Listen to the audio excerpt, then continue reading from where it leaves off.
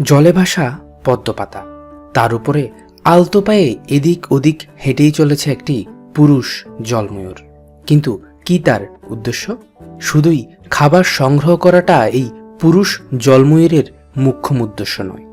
আশেপাশে থাকা এক ঝাঁক জলময়ূরের মাঝে সংখ্যাগরিষ্ঠই পুরুষ।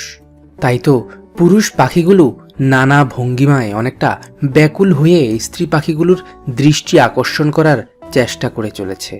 সঙ্গিনী খোঁজার এই প্রতিযোগিতায় কিছু পুরুষ জলময়ূর সফল হয়েছে, আর যারা নিজেদের বংশবিস্তারের জন্য সঙ্গিনী খুঁজে পায়নি তাদের আরও কিছুটা সময় অপেক্ষা করতে হবে।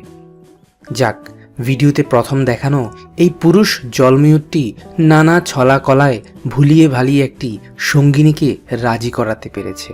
কিন্তু তারপরও স্ত্রী পাখিটি যে তাকে পাত্তা দিতে চায় না, কারণ তাদের দুজনের সংসার পাতার জন্য এখনো যে পুরুষ পাখিটি একটি উপযুক্ত ঘরের ব্যবস্থা করতে পারেনি। তাই তো অনেকটা তড়ি ঘড়ি করে এদিক ওদিক থেকে কচুরিপানা সংগ্রহ করে এনে এই পদ্মপাতার মাঝে ঘর তৈরিতে ব্যস্ত হয়ে পড়ে পুরুষ পাখিটি। যাক, শেষমেশ হাড় ভাঙা পরিশ্রমের পর পুরুষ পাখিটি একটি ঘর তৈরি করেছে, যা দেখে স্ত্রী পাখিটিও কিছুটা নমনীয় হয়। তাই তো সে মাথা নিচু করে খুশি মনে ডাকতে শুরু করে পুরুষ পাখিটিকে। স্ত্রী পাখিটির ডাক শুনে উড়ে এসে পিঠে চড়ে বসল পুরুষ জলময়ূর। এরপর দুজনের সম্মতিতেই তারা জড়িয়ে পড়ে ভালোবাসায়। ভালোবাসার পর্ব শেষ করে ইতিমধ্যে স্ত্রী জলময়ূরটি বসে পড়েছে ডিম পাড়তে। অন্যদিকে সুন্দরী বইয়ের জন্য আহার সংগ্রহ করতে বেরিয়ে পড়ে পুরুষ পাখিটি। খাল বিল পুকুর ডোবা হতে ছোট ছোট মাছ পোকামাকড় সংগ্রহ করে আনছে সে তার পোয়াতি বইয়ের জন্য। দেখতে দেখতে 5-6 দিনের মাথায় স্ত্রী জলময়ূরটি ডিম পাড়তে শুরু করেছে। পদ্মপাতার উপর ভাসন্ত এই ঘরের মাঝে স্ত্রী পাখিটি মোটমাট 4টি ডিম পেড়েছে। স্ত্রী পাখিটি ডিম পাড়া সম্পূর্ণ করার পরপরই কোনো এক অজানার উদ্দেশ্যে সে পাড়ি জমায়। বেশ কিছুক্ষণ পর ঘরে ফিরে পুরুষ ময়ূর। খোলা আকাশের নিচে পানির উপর ভেসে আছে 4টি ডিম। এই দেখে পুরুষ জলময়ূরটির বুঝতে বাকি থাকে না যে সন্তানদের দায়িত্ব নিতে নারাজ স্বার্থপর স্ত্রী পাখিটি পাড়ি জমিয়েছে অজানার উদ্দেশ্যে। আর এখন এই ডিমগুলোর পুরো দায়িত্ব বাবা ময়ূরের। মাতৃহারা সন্তানদের অনেকটা মন খারাপ করেই সে বুকে টেনে নেয়। এরপর চলে ডিমগুলোতে তা দেওয়ার কাজ। তা দেওয়ার সাথে সাথে দিনে 1বার কি 2বার সে খাবারের সন্ধানে বের হয়। আর বাকিটা সময় ধরতে গেলে না খেয়ে পুরুষ পাখিটি ডিমগুলোতে তা দিয়ে যায়। কিন্তু কথা হলো, স্ত্রী পাখিটি তার স্বামী সন্তানদের ফেলে কোথায় গেল? চলুন দেখে আসা যাক। স্ত্রী জলময়ূরটি ডিমগুলোর দায়িত্ব পুরুষ পাখিটিকে বুঝিয়ে এসে আবারও পাড়ি জমিয়েছে এই জলময়ূরের ভিড়ে। এখন তার উদ্দেশ্য অন্য কোনো পুরুষ জলময়ূর। স্ত্রী পাখিটির এমন আচরণ দেখে আপনারা অনেকেই তাকে দুশ্চরিত্র, স্বার্থপর, লম্পট ভাবতেই পারেন। কিন্তু কি কারণে স্ত্রী পাখিটি এমনটা করেছে তা জানার আগে চলুন পুরুষ পাখিটির কি হাল অবস্থা তা দেখে আসা যাক। টানা 26 দিন ধরে সে খেয়ে না খেয়ে ডিমগুলোতে তা দিয়ে চলেছে। এরপর একে একে ডিম ফুটে বেরিয়ে আসে জলময়ূরের ছানা। মাত্র ঘণ্টা 4 আগেই তাদের জন্ম।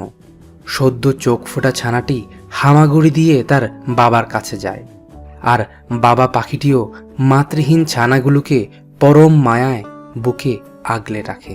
অন্যদিকে আপনারা যে স্ত্রী জলময়ূরটিকে স্বার্থপর লম্পটার দুশ্চরিত্র ভাবছেন, সে এখন অন্য এক পুরুষ জলময়ূরের সংসারে ইতিমধ্যে আবারও ডিম পাড়ার প্রস্তুতি নিচ্ছে। এমন স্বার্থপর নির্দয়ের মতো আচরণ শুধু এই স্ত্রী জলময়ূরটি করেনি, অন্য সব স্ত্রী জলময়ূররাও ঠিক তার মতোই ডিম পেড়ে পালিয়ে যায়। কিন্তু কেন?